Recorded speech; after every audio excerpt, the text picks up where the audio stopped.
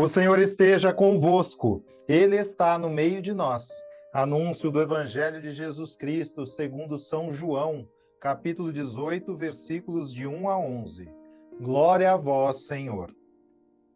Tendo dito isso, Jesus foi com seus discípulos para o outro lado da torrente do Cedron. Havia ali um jardim, onde Jesus entrou com seus discípulos.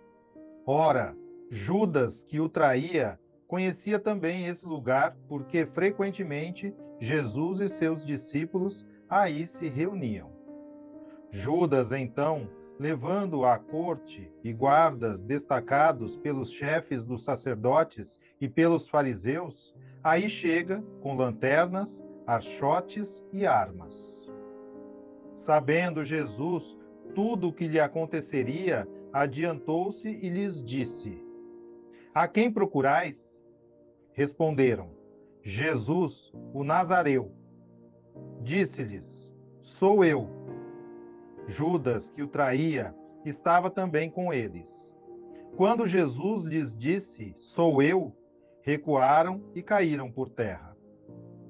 Perguntou-lhes então novamente: A quem procurais? Disseram: Jesus, o Nazareu.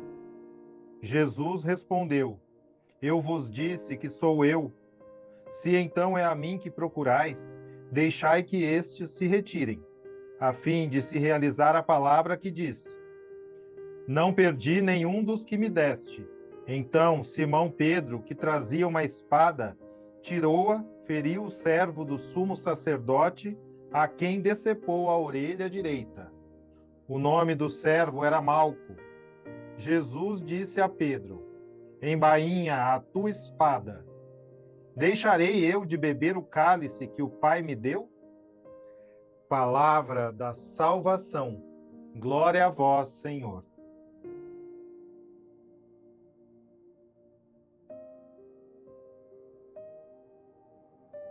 Meu querido irmão e minha querida irmã, amados, São João inicia a narrativa da paixão de Cristo no capítulo 18 de seu Evangelho, pela prisão de Jesus.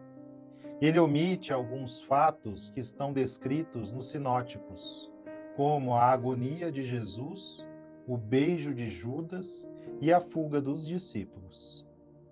Interessa para o Espírito Santo demonstrar, através da narrativa de São João, a sublime realeza e o senhorio de Jesus.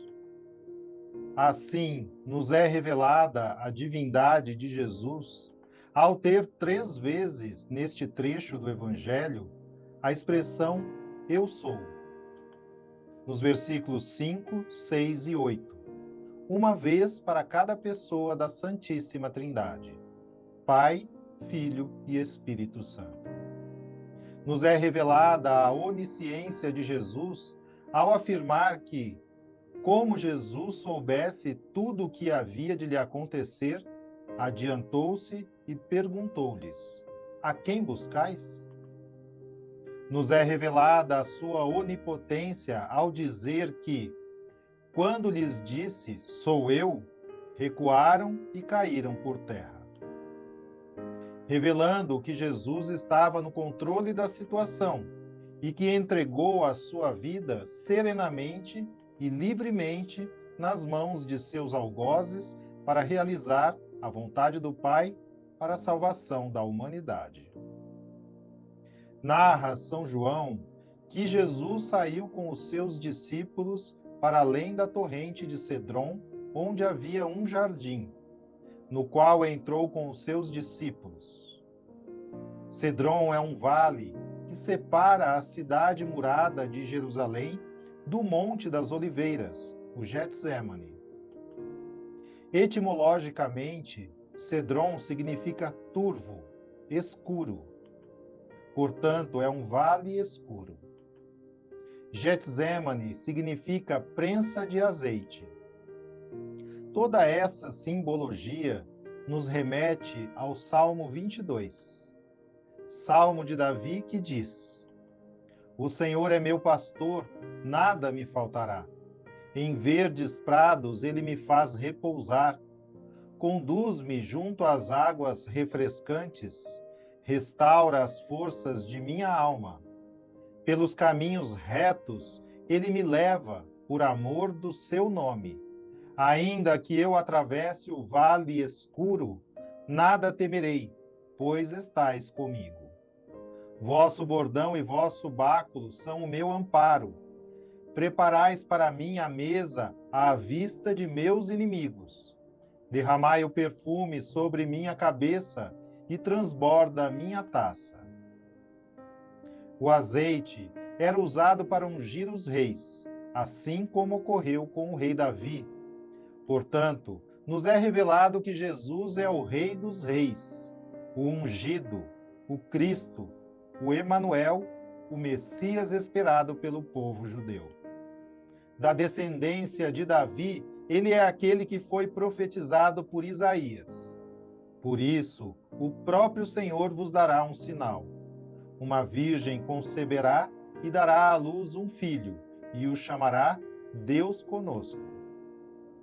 E anunciado pelo arcanjo Gabriel à Santíssima Virgem Maria, ele será grande e será chamado Filho do Altíssimo, e o Senhor Deus lhe dará o trono de seu pai Davi, e reinará eternamente na casa de Jacó, e o seu reino não terá fim.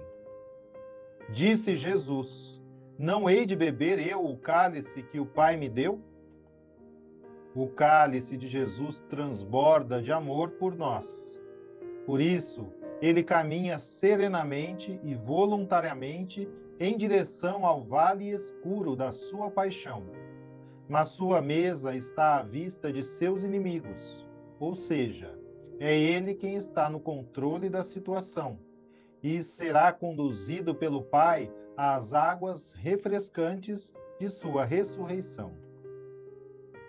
Também nos é revelada a onipresença de Jesus, ao situar a cena num jardim que nos remete ao jardim da criação, onde também estava Jesus, o Verbo Criador de Deus, que se fez carne e habitou entre nós. Naquele jardim, o jardim do Éden, o homem velho é soberbo, quer ser como Deus, desobedece ao Criador e nos traz a morte eterna. Neste jardim, o jardim das oliveiras, o homem novo é humilde, pois é Deus que se fez homem, e obediente ao Pai até a morte de cruz, nos trazendo a vida eterna. Naquele jardim havia uma serpente, o inimigo de Deus, Satanás, que também está presente aqui na pessoa dos inimigos de Jesus, mas principalmente na pessoa dos dois apóstolos citados, Judas e Pedro, os dois que são chamados de Satanás nos evangelhos. Sobre Judas Iscariotes, disse Jesus: Não vos escolhi eu todos os 12? Contudo, um de vós é um demônio. E na narrativa da última ceia, São João diz que Judas, ao comer o pão, logo que ele o engoliu, Satanás entrou nele. Jesus disse-lhe então: O que queres fazer, faze-o depressa. Sobre Pedro, disse Jesus: Afasta-te, Satanás. Tu és para mim um escândalo. Teus pensamentos não são de Deus, mas dos homens. Nesta cena, novamente, Pedro, pensando como os homens, tenta evitar a prisão de Jesus. Simão Pedro, que tinha uma espada, puxou dela e feriu o servo do sumo sacerdote, decepando-lhe a orelha direita. O servo chamava-se Malco. Esses dois apóstolos escolhidos por Jesus nos ensinam duas lições importantíssimas para a nossa salvação. Ao pensarem como os homens fugiram da cruz e traíram seu Senhor, eles queriam chegar à glória do Senhor sem passar pelo vale escuro da paixão. E essa é a primeira lição para todos nós cristãos católicos. Não é possível chegar à ressurreição sem passar pela cruz. A segunda lição diz respeito à misericórdia de Jesus. Esses dois apóstolos, chamados pelo mestre de Satanás, tiveram destinos muito diferentes. Judas se desesperou da misericórdia de seu Senhor e se matou. Pedro confiou na misericórdia de seu Senhor e se tornou o primeiro Papa da Igreja. Isso nos ensina que não importa o tamanho do nosso pecado. A misericórdia de Jesus é infinitamente maior e Deus está sempre disposto a perdoar um coração contrito e humilde que se arrepende e se humilha diante de Jesus. E o lugar apropriado que foi deixado por ele para termos acesso à sua infinita misericórdia é o sacramento da penitência e da reconciliação. Seja louvado nosso Senhor Jesus Cristo, para sempre seja louvado. Amém.